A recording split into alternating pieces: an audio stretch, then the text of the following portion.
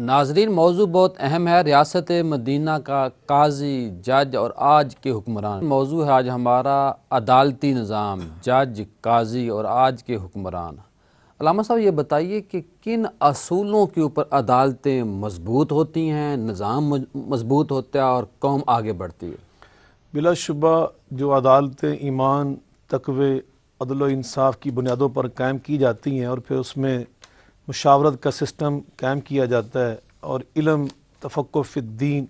اور جو اصول قضاء ہیں ان کو ملحوظ رکھ کر ان کو چلایا جاتا ہے، تو یقیناً وہاں پر خوشحالی بھی آتی ہے، چونکہ خوشحالی کا تعلق، امن و امان کا تعلق وہ عدل و انصاف کے ساتھ ہے۔ نبی کریم علیہ الصلوۃ والسلام کے ارشاد گرامی ہے، اقامت حد من حدود اللہ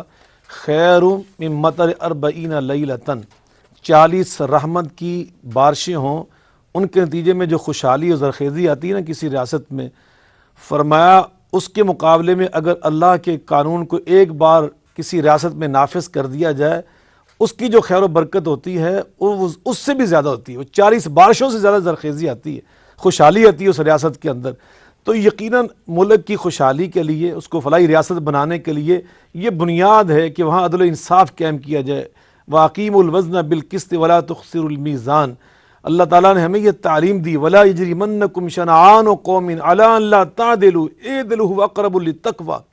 فرمایا اپنے اور پرائے کا وہاں فرق نہ کیا جائے، یہ امتیاز نہ کیا جائے، یہ میرا ہے اور یہ دوسرا ہے، فرمایا ہرگز نہیں۔ نبی پاک صلی اللہ علیہ وسلم کو اسوہ مبارکہ ہمارے سامنے، آپ کے پاس مشہور کیس ہے کہ آپ کے پاس ایک مقدمہ آیا، ایک طرف ایک کلمہ گو ہے، مسلمان ہے، اور دوسرا فریق جو ہے وہ یہودی ہے۔ آپ نے ان دونوں کے دلائل کو سن کر یہودی کے حق میں فیصلہ دے دیا کہ تو حق پہ ہے۔ نتیجہ کیا نکلا؟ وہ جو مسلمان تھا وہاں سے نکلا، کہتا ہے کہ مجھے ابھی اطمینان نہیں ہوا، اور وہ صدیق کے پاس گئے، انہوں نے جواب دے دیا، جب سنا کہ نبی پاک صلی اللہ علیہ وسلم تو فیصلہ دے چکے، عمر فاروق کے پاس چلے گئے، تو جب انہوں نے سنا اور یہ سنا کہ نبی پاک صلی اللہ علیہ وسلم سے فیصلہ کروانے کے باوجود یہ میرے پاس آ گیا، فرمایا علی مکانکم، میں ابھی آ رہا ہوں، یہیں ٹھہرنا، اور جا مشتمل علی سیفی، اپنی تلوار اٹھا کر لائے اور آ کر اس کی گردن اتار دی، فرمایا ھذا قضائی لمن لم یرضى بقضاء محمد صلی اللہ علیہ وآلہ وسلم، تجھے آقا کے فیصلے پہ اطمینان نہیں ہوا، پھر تیرے لیے یہی فیصلہ ہے جو نبی پاک صلی اللہ علیہ وسلم کی توہین اور گستاخی کرے۔ عمر فاروق رضی اللہ تعالیٰ عنہ نے گھوڑا لیا، گھوڑا واپس کرنا چاہا، وہ زخمی ہو گیا تھا گھوڑا، تو قاضی نے جو دوسرا بندہ اس کے حق میں فیصلہ بالکل اور آپ نے فیصلہ قبول کیا، فلا وربک لا امیر کے وقت یؤمنون، یہی اللہ پاک نازل فرمایا۔ تو یقیناً اسلامی عدالتیں وہ یہ نہیں دیکھتی کہ یہ کون ہے اور یہ کون ہے، وہ یہ دیکھتی ہیں کہ مقدمہ مدعی اور مدعا علیہ میں کون بندہ حق پہ ہے۔ اور پھر جو اسلام نے اصول دیا ہے، البینۃ علی المدعی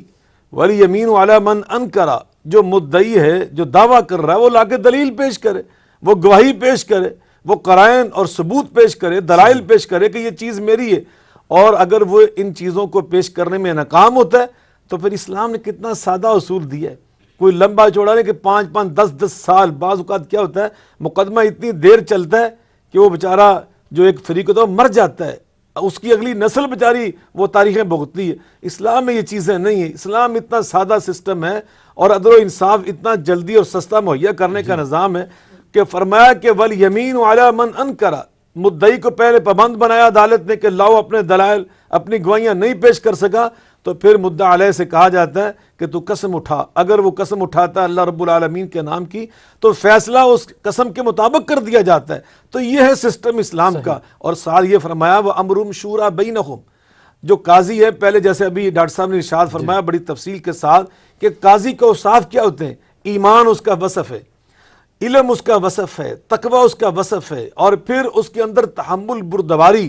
اور پھر پوری ایک لیاقت اور صلاحیت ہوتی ہے کہ وہ جلد بازی میں فیصلہ نہ کرے، التعنی من اللہ، اطمینان کے ساتھ، شرح صدر کے ساتھ وہ ساری چیزوں کا جائزہ لے کر کسی نتیجے پر پہنچے۔ تو یہ سارے اوصاف ہونے کے باوجود پابند بنایا گیا کہ اس کے لیے ایک مجلس سے مشاورت قائم کی جائے، اہل علم اس کے مشیر ہوں اور وہ ان سے مشورہ بھی لے۔ وَأَمْرُهُمْ شُورَىٰ بَيْنَهُمْ وَشَاوِرْهُمْ فِي الْأَمْرِ فَإِذَا عَزَمْتَ فَتَوَكَّلْ عَلَى اللَّهِ، پہلے ان کی مشاورت علمی طور پر ان سے روشنی حاصل کرے، پھر کسی نتیجے پہ پہنچ کر وہ فیصلہ صادر کرے۔ تو یہ ہے اسلام کی عدالت کا تصور۔ اگر آج اس کو عام اپنا لیں تو سچی بات ہے پاکستان کے اندر عدالتوں کے اندر جو ہزاروں کیس پڑے ہوئے ہیں وہ سارے چند ہفتوں کے اندر ختم ہو سکتے ہیں۔